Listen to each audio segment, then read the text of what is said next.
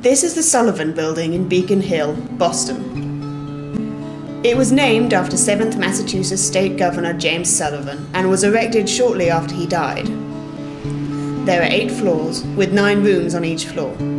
Each floor has someone extraordinary and yet completely unextraordinary. This is Norma McIntyre. Norma has an incredible and inane fashion sense, but is too scared the public will judge her. So she wears an enormous peacoat to hide her clothing.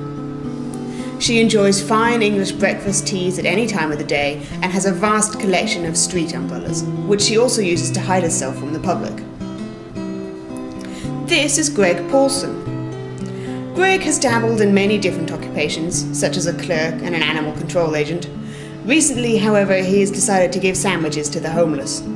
Of course, there's no money in giving out sandwiches to people with no money, so maintaining money for his apartment is usually a problem. He also, sadly, only finds true solace when hanging out in a laundromat. Hey, Alfred. Hey, Greg. This is Eve Pomeroy. 4 years ago, a doctor told Eve that unless she started exercising, she would most likely die. He was very unspecific as to when. Since then, she has quit her job to constantly exercise, knowing if she doesn't, she could be dead at any moment. She does, however, make sure to have a cookie every 5 months.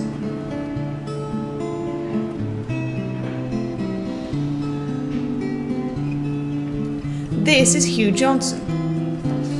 After watching The Breakfast Club at the age of 16, Hugh decided to model his entire life after rebellious 80s teenagers such as John Bender.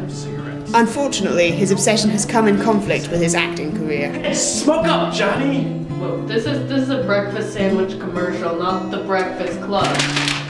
No, Dad! What about you?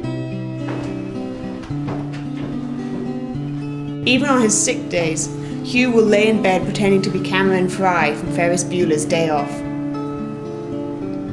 This is Kayla Ellings. Despite being the best student in her entire high school class, Kayla set her sights for college too high and has now resorted to sneaking into college dorms and classes to learn.